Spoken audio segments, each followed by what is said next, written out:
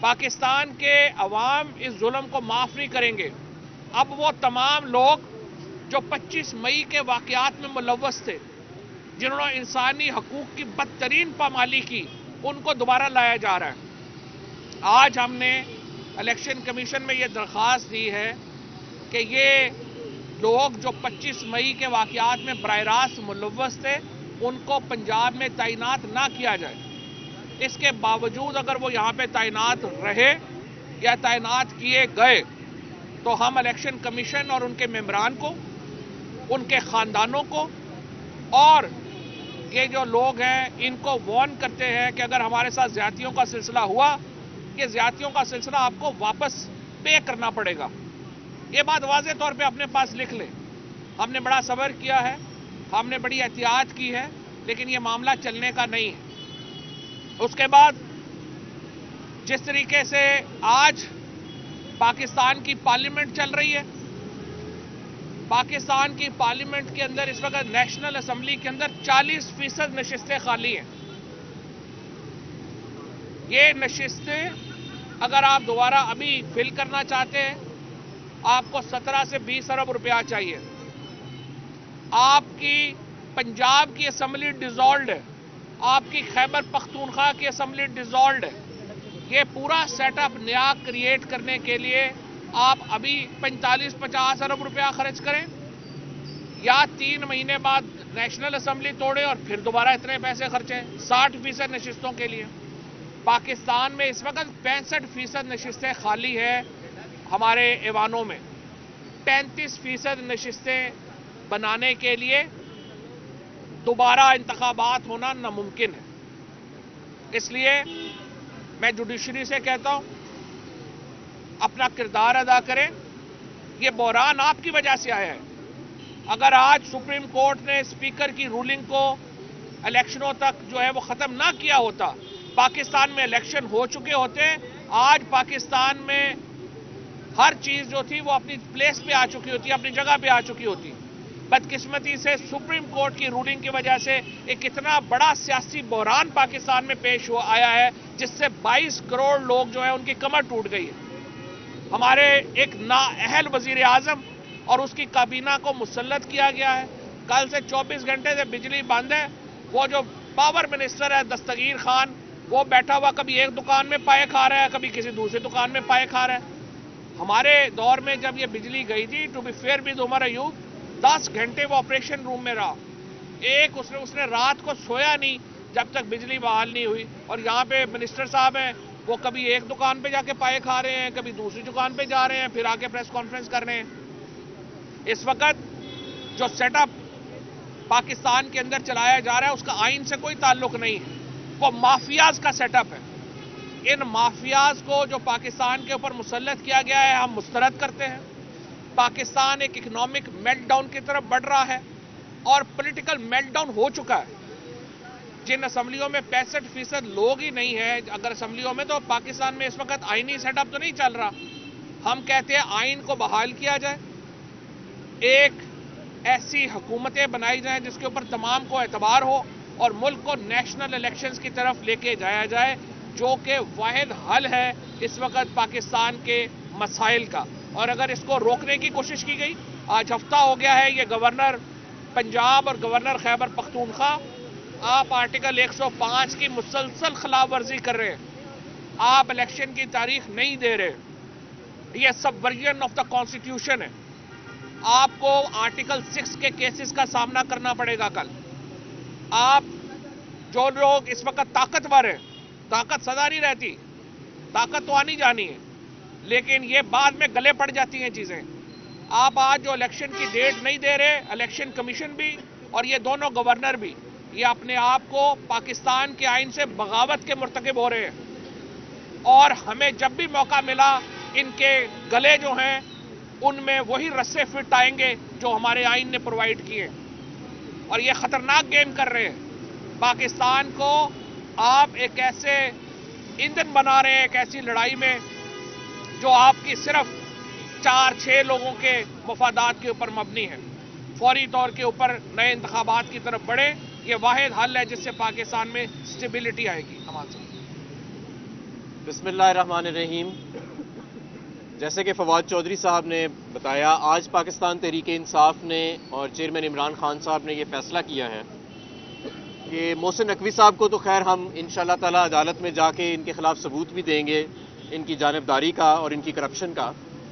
جو شخص بھی قائم مقام سیٹ اپ کا حصہ بنتا ہے، چاہے وہ سرکاری افسر ہو یا وہ کوئی شخص ہو جسے اپوائنٹ کیا گیا، اس نے حلف اٹھایا ہے غیر جانبداری کا، اور اگر وہ اس حلف کی خلاف ورزی کرتا ہے تو پاکستان تحریک انصاف جو پہلا کام کرے گی اقتدار میں آتے ساتھ کہ ان لوگوں کو جو ڈیموکریٹک ڈسپنسیشن یعنی جمہوری عمل کے اندر مداخلت کریں گے، لوگوں پر اثر انداز ہونے کی کوشش کریں گے ایڈمنسٹریشن کے ذریعے پردہ یا پس پردہ، تو ان کے خلاف آرٹیکل 6 کا مقدمہ بنایا جائے گا اور سیڈیشن کے چارجز لگائے جائیں گے، غداری کا مقدمہ بنایا جائے گا. اور ہم تب تک اپنے گھروں میں نہیں بیٹھیں گے جب تک ان لوگوں کی مثال نہ بنا دی جائے، تاکہ آنے والی نسلوں میں کوئی ہمت نہ کر سکے کہ عوام کا مینڈیٹ یعنی کہ جو عوام کا مقدس فریضہ ہے ووٹ دینا، اس کے اندر کسی مائی کے لال کی جرت نہیں ہوئے گی کہ اس پہ وہ اثر انداز ہو سکے. تو یہ آج ہمارا پاکستان تحریک انصاف کا وعدہ ہے پاکستان کے کروڑوں ووٹر سے اور تمام لوگ جو قائم مقام حکومت کا حصہ بنیں گے یا بننے جا رہے ہیں، ان کے لیے بھی یہ پیغام ہے کہ یہ ایک بہت بڑا منصب ہے اور یہ ایک بڑی نازک ذمہ داری ہے جو آپ سنبھالنے جا رہے ہیں. اور اگر آپ نے اس میں جانبداری دکھائی یا کسی بھی طریقے سے اثر انداز ہونے کی کوشش کی تو پھر قانون اور آئین جو سزا دیتا ہے وہ شاید آپ برداشت نہ کر سکیں، لیکن ہمارا یہ وعدہ ہے کہ ہم وہ سزا دلوا کے رہیں گے. دوسری چیز، پاکستان آج ایک معاشی بحران کا سامنا کر رہا ہے، اس میں سب کو پتہ ہے. کل جو کھیل کھیلا گیا پاکستان میں کہ رات کے ٹائم جب بجلی کا لوڈ کم ہو جاتا ہے تو بہت سارے پاور پلانٹس آئیڈل پہ چلتے ہیں. وہ آئیڈل پہ اس لیے چلتے ہیں تاکہ وولٹیج اور فریکوینسی ڈراپ نہ ہو. خرم دستگیر صاحب کے حکم پہ ان پلانٹس کو بند کیا گیا اور پورے پاکستان کو اندھیروں میں ڈبو دیا گیا، کیونکہ جب دوبارہ چلانے کا ٹائم آیا، جب وہ پلانٹس کو بند کیا گیا، وولٹیج اور فریکوینسی گر گئی اور دوبارہ جب اس کو ریوائیو کیا گیا تو ریوائیو کرنے کے اندر 24 گھنٹے لگ گئے. میں سمجھتا ہوں کہ جو اربوں ڈالر کا نقصان ایک دن میں پاکستان کو ہوا وہ ان کی نالائکی کی وجہ سے ہوا. کوئی منسٹر ان کا کام کرنے کو تیار نہیں ہے، صرف یہ فیتے کاٹتے ہیں، بیرونی دورے کرتے ہیں. نان فنکشنل رجیم پاکستان پہ مسلط کی گئی ہے. بدنام ترین ڈاکو اور لٹیرے اور نالائق ترین لوگ جو ہیں ہم پہ مسلط کیے گئے ہیں. آج 9000 کنٹینر کراچی کی بندرگاہوں پہ کھڑے ہیں. پاکستان کی تمام سپلائی چینز کو ڈسرپٹ کر دیا گیا. ڈالر ہی نہیں ہے ملک کے پاس کہ ان 9000 کنٹینروں کو ریلیز کیا جا سکے، یہ جو پرائیویٹ امپورٹرز نے منگائے ہیں. ڈیمریج اور ڈیٹینشن علیحدہ پڑ رہی ہے اور پوری معیشت کا جو نقصان ہو رہا ہے وہ علیحدہ ہو رہا ہے. اب آپ خود ہی اندازہ کریں کہ کبھی جنگی حالات میں، وبا کے حالات میں بھی کبھی اتنے برے حالات نہیں آئے جو ان سنگ دل لوگوں نے پیدا کر دی ہیں. تو اس وقت ہم الیکشن کے قریب کھڑے ہیں اور گورنر پنجاب نے پہلے بھی آئین شکنی کی اور ان کو منہ کی کھانی پڑی. الیکشن کی تاریخ کا ہم بے تابی سے انتظار کر رہے ہیں، ہمارا یہ آئینی حق ہے. اور اگر انہوں نے یہ الیکشن کی تاریخ نہ دی تو یہ دوبارہ آئین شکنی کریں گے. اور میں بلیغ الرحمان صاحب کو دوبارہ یہ بتاؤں گا کہ اگر انہوں نے آئین شکنی کی اور آرٹیکل 6 کا ان پہ مقدمہ بنا تو ان کے لیے، ان کی رہائی کے لیے کسی نے تحریک نہیں چلانی. نون لیگ کا کوئی شخص باہر نہیں نکلے گا آپ کے لیے. اس لیے سوچ سمجھ کر فیصلہ کریں. یہ جو 3 مہینے کی صرف ایک ہجکی رہ گئی ہے اور اس کے بعد الحمدللہ پاکستان تحریک انصاف کا چاروں صوبوں میں اور وفاق کے اندر ایک زبردست اقتدار، اور نہ صرف اقتدار بلکہ یہ عوام کا اقتدار جو ہے وہ آئے گا، جس کے ذریعے پاکستان کو اس کے پیروں پہ دوبارہ کھڑا کیا جائے گا اور انصاف کے تقاضے بھی پورے کیے جائیں گے. بہت شکریہ. فواد چودھری صاحب یہ فرمائے گا کہ پنجاب اور کے پی کے اندر جو بلدیاتی انتخابات 90 روز کے اندر کروانے ہیں، گورنر پنجاب نے کب تک یہ تاریخ دینی تھی اور کب تک دے سکتے ہیں؟ آپ کب عدالت سے رجوع کریں گے؟ دیکھیے، آرٹیکل 105 کے مطابق گورنر نے جب اسمبلی ڈیزالو کی ہے اسی وقت تاریخ دے دینی تھی الیکشنوں کی، لیکن نہ کے پی کے گورنر نے اور پنجاب کے گورنر دونوں نے یہ نہیں کیا. ہم عدالت میں جا رہے ہیں کل، لیکن جس طرح میں نے آپ کو بتایا اور حماد صاحب نے بتایا، یہ سبورجن آف دا کانسٹیٹیوشن ہے. اور دونوں گورنر جو ہیں وہ آرٹیکل 6 کی خلاف ورزی کے مرتکب ہو رہے ہیں، یہ تاریخ نہ دے گی۔ اچھا یہ بتائیے گا کہ آپ نگراں وزیر اعلیٰ محسن نقوی کے خلاف سپریم کورٹ رجسٹری پٹیشن دائر کرنے جا رہے ہیں؟ جی جا رہے ہیں، علی ظفر صاحب جو ہیں وہ دائر کر رہے ہیں، اور اس کے ساتھ پرویز الہی صاحب جو ہیں وہ علیحدہ پٹیشن جو ہے وہ فائل کر رہے ہیں محسن نقوی صاحب کے خلاف۔ اور محسن نقوی کو ہم نے تو منع کیا تھا کہ آپ یہ کام میں نہ آئیں۔ پاکستان میں میڈیا اونرز کو یہ جو نیا رواج پڑ گیا ہے کہ میڈیا اونرز نے پاکستان میں نگران حکومتیں بنانی اور ایک بلیک میلنگ گروپس کریٹ کرنے ہیں، یہ میں سمجھتا ہوں بڑا کنڈیمیبل ہے، اور جرنلسٹ کمیونٹی کو اس کو جو ہے وہ کنڈیم کرنا چاہیے۔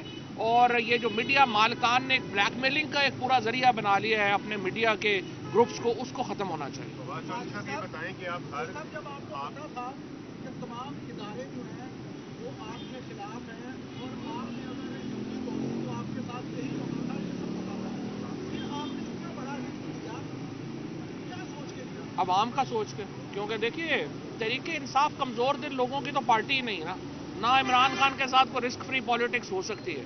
یہ ساری چیزیں ہمیں پتہ تھیں، اور یہ ساری چیزیں ہمیں اب بھی پتہ ہے۔ ہمیں پتہ ہے کہ یہ کیا سوچ رہے ہیں، یہ جو مائنس عمران خان کو رات کو خیال آ جاتا ہے، پھر یہ کہ فلانے کو بھی جیل ڈال دیں گے، فلانے کو بھی جیل ڈال دیں گے۔ سارے لوگ یہاں پہ کھڑے ہیں، جس نے جیلوں میں ڈالنا ہے وہ ڈال دے، بعد میں ہم بھی دیکھ لیں گے۔ یہ تو پھر تو زور زبردستی والی بات ہے نا، پھر بعد میں دیکھ لیں گے۔ اس طرح سے نہیں ملک چلا کرتے۔ ملک کے ہمارے پاس بڑی مثالیں ہیں۔ 70 میں آپ نے مجیب الرحمان اور یہ مشرقی پاکستان کے لوگوں کے ساتھ یہی سلوک کیا۔ 71 میں آپ کو پاکستان علیحدہ ہوتا ہوا نظر آیا۔ آپ نے بلوچستان میں آگ لگا دی، آپ نے خیبر پختونخوا میں آگ لگا دی۔ یہ عمران خان ہی صرف پاکستان کی یکجہتی کو اس وقت علامت ہے۔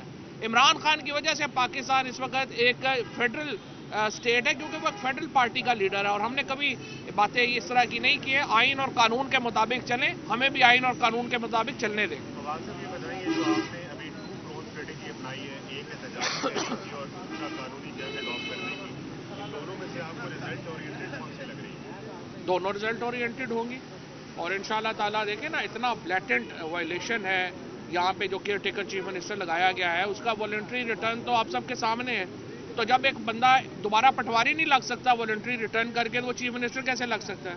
تو ہمیں امید ہے کہ عدالت اس پہ خیال کرے گی اور اپنا وقار جو ہے وہ کم از کم اس میں بحال کرے یہ گی۔ بتائیں کہ اسپیکر کی جانب سے آپ کے آج مزید ارکان کے استعفے منظور کیے گئے ہیں۔ آپ جن ارکان کے آپ استعفے نامنظور کروانے کے لیے الیکشن کمیشن میں بھی گئے ہیں اور اسپیکر کے پاس بھی گئے ہیں، کیا ان ارکان کے بھی اب استعفے منظور کروائے جائیں گے کہ وہ واپس اسمبلی میں جائیں گے اور اپوزیشن لیڈر کا عہدہ دیکھیں لیں گے؟ ہم نے بڑے محدود لوگوں کے، یہ تو ایک صرف 40 لوگوں کے استعفے جو ہے ہم نے کہا کہ ہم نہیں دیتے، تاکہ راجہ ریاض جو ایک طوطا ہے اس وقت جس میں شہباز شریف کی جان ہے، ہم اس طوطے کی گردن پکڑ سکیں۔ اس وقت شہباز شریف کے پاس 172 لوگ اسمبلی میں نہیں رہ گئے۔ پریزیڈنٹ انہیں اعتماد کا ووٹ کا کہتا ہے تو ان کی ڈیپینڈنس ہمارے لوٹوں پر ہے کہ لوٹے جو ہیں آ کے اس کو ووٹ دیں اور وہ پرائم منسٹر رہ جائیں۔ اب یہ لوٹوں کو بچانے کے لیے انہوں نے پاکستان میں 127 لوگوں کے استعفے منظور کیے ہیں، صرف 19 لوٹوں کو بچانے کے لیے۔ لہٰذا اس کو جو ہے وہ ہم نے جو ہے وہ کرنا تھا، اور محدود تعداد میں تھے، ہمیں کوئی اس اسمبلی میں جانے کا شوق نہیں ہے۔ Thank you. فواد بھائی صرف 2 منٹ ہم آدمی یہاں سائڈ پہ ہاں سائڈ پہ